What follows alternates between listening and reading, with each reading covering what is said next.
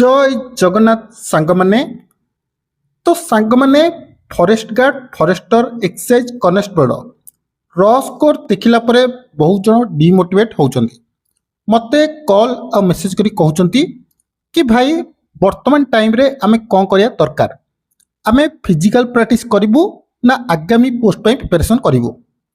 देखो समस्तिंकर जो भी मार्क अछि आपनकर 4 रु 6 मार्क बढ़िबो किपरि बढ़िबो ना देखंतु ओ त्रिपल वेबसाइट रे अपडेट आछि मु देखेबी आउ तमरो जदि 40 प्लस रखुच निश्चिंत फिजिकल पे प्रैक्टिस करि परिबो।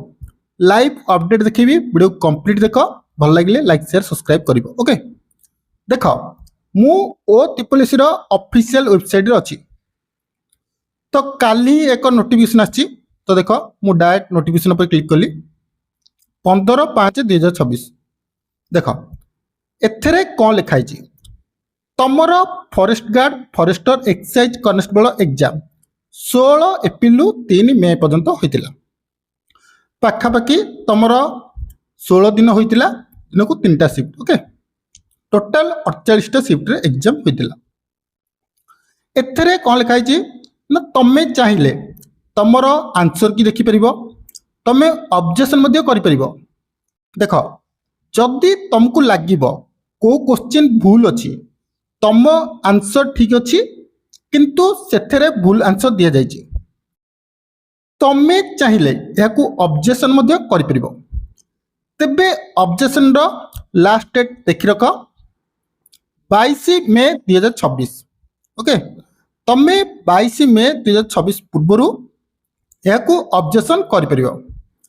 तेबे ऑब्जेक्शन किपरि हबो मु कहि दउची देख प्रथमे मु तुमको देखौची किपरि ऑब्जेक्शन करिवो तापरे कहबी तमरो मार्क किपरि बढ़िवो।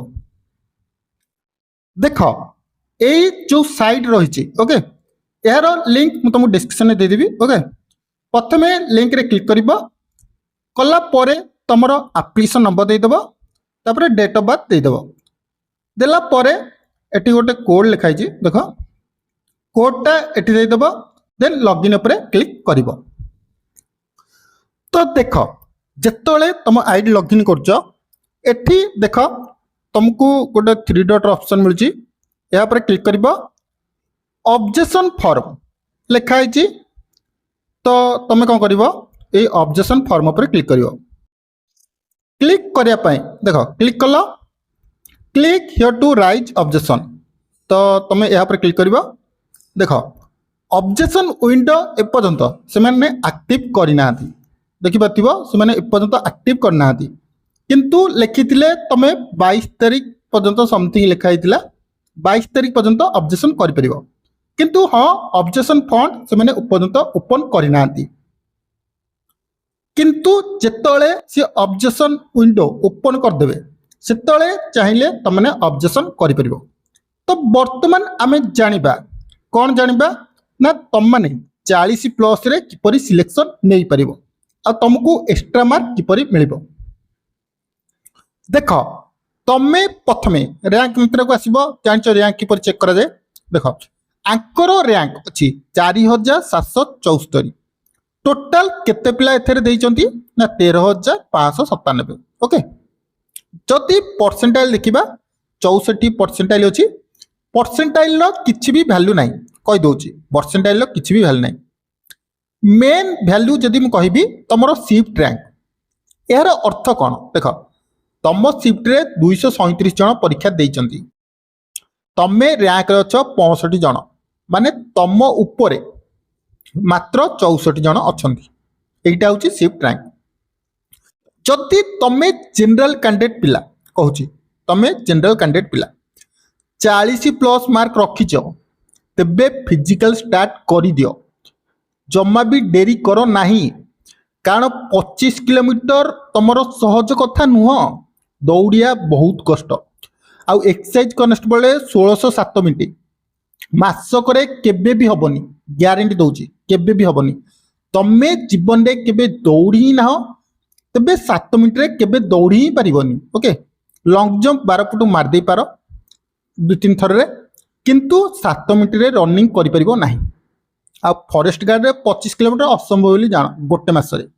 तेणु जनरल 40+ मार्क रखिच तुमर सिलेक्शन हबार चांस बहुत रोचे। कौन पाई ना तुमर नॉर्मलाइजेशन प्रोसेस अच्छी। मु तुमको आ गोटे कथा कहया भूली जाइए, तुमर 4 ରୁ 6 मार्क किपरि बढ़िबो देख। जदि तुम शिफ्ट रे किए ऑब्जेक्शन करुच्ची, ओके मन कर तुमर शिफ्ट थिला 22 एप्रिल 3rd शिफ्ट केबे थिला 22 एप्रिल 3rd शिफ्ट ए दिन जदि किए ऑब्जेक्शन कला, ओके तारो जदि 4 ରୁ 5 मार्क बढ़िला तेबे तमे जदि ऑब्जेक्शन करिन तथापि तुम मार्क बढ़िबो। आ बहुत सारा पिला सब कथा होतली से माने कहउथिले कि भाई हमर एमती किछि 2-3टा क्वेश्चन रहउची चाहे कि भूल रहउची, आ जदि से माने ऑब्जेक्शन करूछंती तेबे तुमको मध्य फायदा हबो। तेणु समस्त को फायदा हबो। हाँ मु कौन कहउथिली देख, जनरल पिला 40+ रखुच फिजिकल स्टार्ट कर दियो। कौन पाई ना देख आरआई अमीन रे प्रीवियस ईयर तमे देखिथिबो को भली भाबे नॉर्मलाइजेशन हेतिला। पिलांकर 25-30 मार्क मध्य नॉर्मलाइजेशन बढ़ी। गोटे पिला 60 रखिकी सिलेक्शन पाइला नहीं, किंतु गोटे पिला 45 रखिकी तार मेंस रे ना आस्थिला। सेथिपाई कहूची तमे 40+ जनरल रखुच तेबे फिजिकल स्टार्ट कर दवा दरकार। आउ जो माने एससी एसटी रहुच 5 मार्क कमे दियो। तमे 35 मार्क रखुच निश्चिंत फिजिकल पाई स्टार्ट कर दियो। देखुथिबो कमेंट बॉक्स रे कोहले पिला कहउचंती कि भाई मु 70 रखिची 64 रखिची 75 रखिची। तांको मार्क देखि तुमको डिमोटिवेट हबार नाही, कारण तांको सह तमरो किछि भी माने रैंक नाही, किछि भी कथावार्ता नाही। तमरो जहाँ भी खेल हबो सबु ए शिफ्ट रैंक सह हबो। तमरो शिफ्ट रैंक जदि परसेंटाइल 70% ऊपर रहुची तेबे जानी रख तमरो ना फिजिकल को आसियार चांस रहुची। आ तम शिफ्ट हार्ड ही थिला सेथिपाई तमरो परसेंटाइल बहुत भलो रहुची। ओके एति कहबी टेंशन नियो नाही, बिंदास प्रैक्टिस करो। दिन को गोटे थर निश्चिंत दौड़ 1600 हो 2 किलोमीटर हो 5 किलोमीटर हो जेतिक भी हो दौड़ा दौड़ टिके कर, कारण आगु को बहुत बढ़िया पोस्ट आसिया पई जाउची। जेल वार्डर आसिया पई जाउची, ओडिशा पुलिस आसिया पई जाउची, ओडिशा पुलिस एसआई एग्जाम अछि, बहुत सारा एग्जाम अछि। तेणु तुमको टेंशन नबार नाही, बस फिजिकल स्टार्ट कर दियो और निजर प्रैक्टिस करो। ओके तुमर केते मार्क रहउची जरूर कमेंट करी जणैबो। को दिन एग्जाम थिला आउ तुमर रैंक केते अछि, तुमर रैंक मित्रा रे सेटा मध्ये कमेंट करी कहइबो। ओके तो आशा करबी वीडियोटी हेल्पफुल हेबो। जदि हेल्पफुल होइथाय गोटिए लाइक करिनब।